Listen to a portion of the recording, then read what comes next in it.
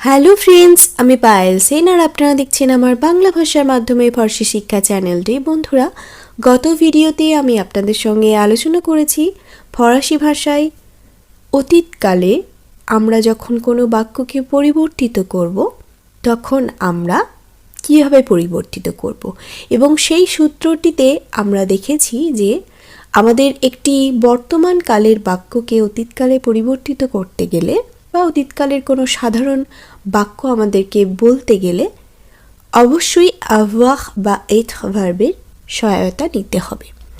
আজকের বিষয়বস্তু হলো আপনি বা আপনারা কখন avoir বা কখন être ভার্বের ব্যবহার করবেন।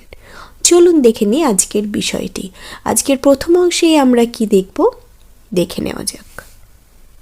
এই অংশে আমরা দেখব le verbe de mouvement, les verbes de mouvement অর্থাৎ মুভমেন্ট ভার্ব সম্পর্কে আমরা জানব। মুভমেন্ট কথাটি কিন্তু আমরা ইংরেজির ক্ষেত্রে শুনে থাকব, যার অর্থ হলো নড়াচড়া করা, এক স্থান থেকে অন্য স্থানে মুভ করা। এই কথাটি কিন্তু আমরা ব্যবহার করে থাকি। এই মুভমেন্ট ভার্বগুলি সম্পর্কে আমরা কেন জানব?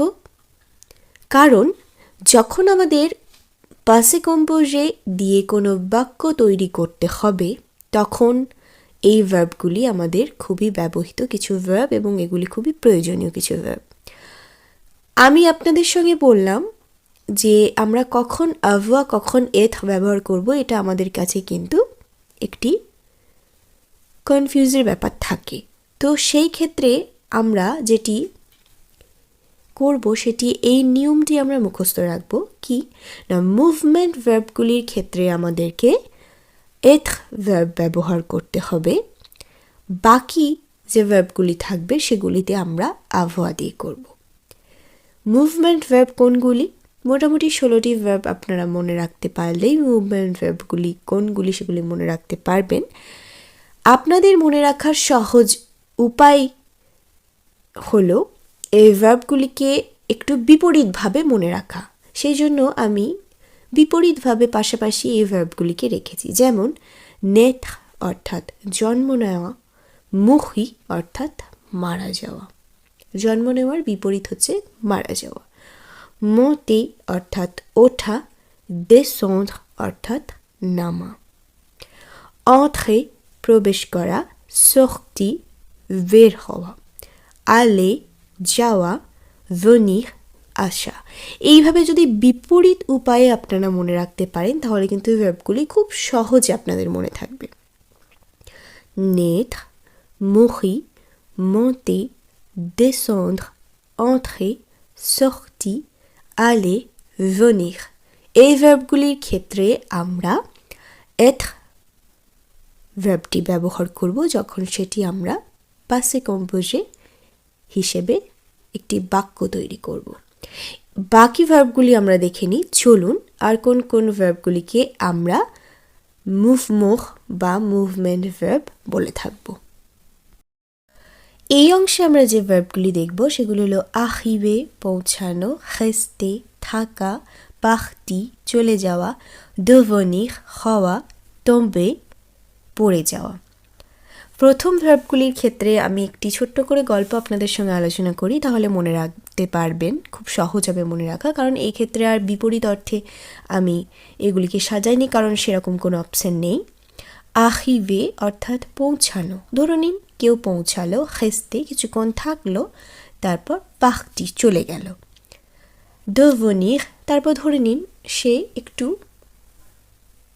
হওয়া, এখানে এই হওয়া অর্থে কিন্তু টু বিকাম, মানে ধরে নিন কেউ একটু ধনী হয়ে উঠলো, তবে তারপর তার অহংকার হওয়ার ফলে সে আর ধনী থাকলো না, পড়ে গেল, এই অর্থে। যদিও tomber মিন্স পড়ে যাওয়া, যখন আমরা কোনো জায়গা থেকে পড়ে যাই সেই অর্থে। revenir অর্থাৎ ফিরে আসা, retourner অর্থাৎ ফিরে যাওয়া, rentrer অর্থাৎ ফেরত। এই revenir, retourner, rentrer এই ভার্বগুলির ক্ষেত্রে একটু বলে রাখি। revenir অর্থাৎ টু কাম ব্যাক অর্থে এখানে revenir ব্যবহৃত হয়েছে। retourner অর্থাৎ টু গো ব্যাক অর্থে। rentrer অর্থাৎ টু রিটার্ন এই অর্থে ব্যবহার হয়। এই ভার্বগুলি যদি আপনারা মনে রাখতে পারেন তাহলে খুব সহজ হবে আপনাদের কাছে, কারণ এই ভার্বগুলি শুধুমাত্র être এই ভার্ব দ্বারা passé composéতে রূপান্তরিত হয়। অর্থাৎ আমি যখন বলবো যে আমি পৌঁছেছি বা আমি থেকেছি, আমি চলে গিয়েছি, তখন আমাদের être ভার্বের সাহায্য নিতে হবে, কারণ এই ভার্বগুলি হলো মুভমেন্ট ভার্ব। এরপরে আমরা চলে যাব পরবর্তী অংশে। চলুন দেখে নেওয়া যাক সেই অংশটি। এই অংশে আমরা উদাহরণ দেখে নেব। চলুন উদাহরণগুলি দেখে নিই। nous sommes allés অর্থাৎ আমরা গিয়েছিলাম। খুব ভালোভাবে দেখুন, আমি বলছি nous sommes allés, আমি কিন্তু বলছি না nous avons, কারণ nous sommes যখন আমি বলছি তখন সেটি আমি être ভার্বের সহায়তায় নিচ্ছি, এবং সবসময় আমাদেরকে এই মুভমেন্ট ভার্বগুলির ক্ষেত্রে être ভার্বের সহায়তা নিয়ে সেগুলি আমাদের passé composéতে পরিবর্তন করতে হবে। তবে কিছু কিছু ক্ষেত্রে ব্যতিক্রম আছে, সেগুলি আমি আপনাদের সঙ্গে একটি ক্লাসের ডিটেলস আলোচনা করব। তবে এখন ব্যতিক্রম বিষয়টি না শিখে সহজ বিষয়টি আগে শিখুন, তারপর অবশ্যই আমি সেই ব্যতিক্রম বিষয়গুলি নিয়ে আলোচনা করব।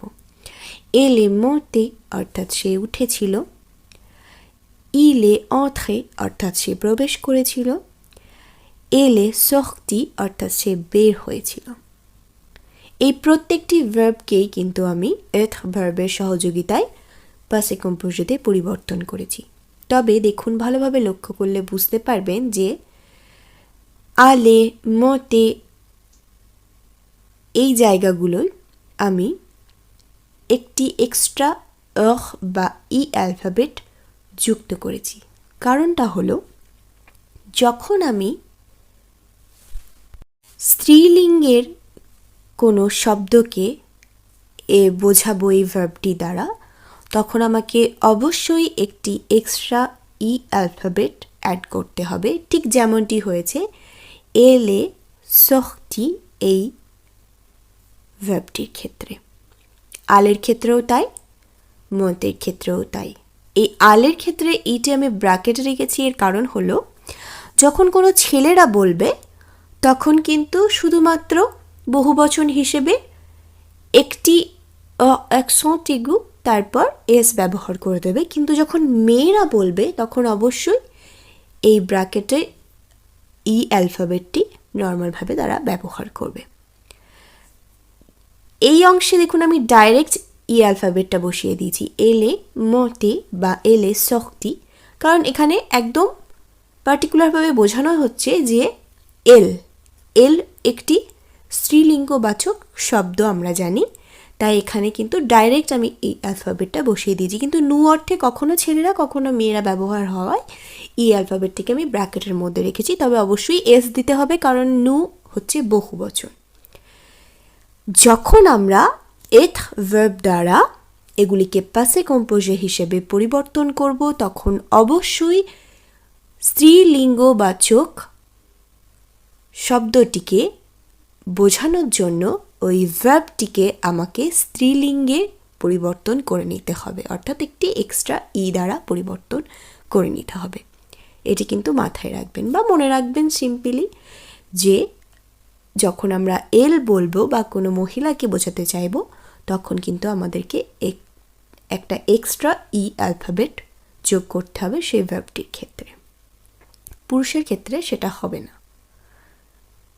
তাহলে আশা রাখছি আজকের বিষয়টিও আপনাদের কাছে খুব সুন্দরভাবে ক্লিয়ার হয়ে গেল, এবং এই মনে রাখার বিষয়টিও আপনাদেরকে খুব সতর্কভাবে মনে রাখতে হবে, কারণ বারবারই আমাদের এই ভার্বগুলি ব্যবহার হতে থাকবে।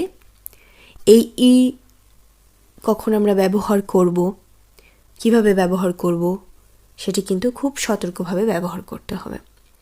avoir ভার্বের ক্ষেত্রে কিন্তু আবার এটা আমরা করব না, অর্থাৎ avoir ভার্বের ক্ষেত্রে কিন্তু মহিলাবাচক শব্দের জন্য ভার্ব পরিবর্তন হয় না। সেসব নিয়ে আমি পরবর্তীতে আরও ডিটেলস আলোচনা আপনাদের সঙ্গে অবশ্যই করব। তবে আশা রাখছি আজকের ক্লাসটি আপনাদের কাছে খুবই উপকৃত একটি ক্লাস হবে এবং আমার ক্লাস যদি আপনাদের ভালো লেগে থাকে তাহলে আপনারা চাইলে আমার সাথে অনলাইন ক্লাস করতে পারেন এবং আমার ভিডিওগুলি বাড়িতে বসেও দেখতে পারেন। বাড়িতে বসে দেখার সময় অবশ্যই আমার ভিডিওগুলি লাইকস কমেন্ট করতে ভুলবেন না, শেয়ার করতে ভুলবেন না আপনার বন্ধুদের মধ্যে, যাতে তারাও আপনারই মতো খুব সহজেই মাতৃভাষার মাধ্যমে ফরাসি শিখে উপকৃত হতে পারে। আপনারা ভালো থাকবেন, সুস্থ থাকবেন, আমার পাশে থাকবেন। আজকের মতো টাটা। খুব শীঘ্র নিয়ে আসছি আরেকটি ভিডিও।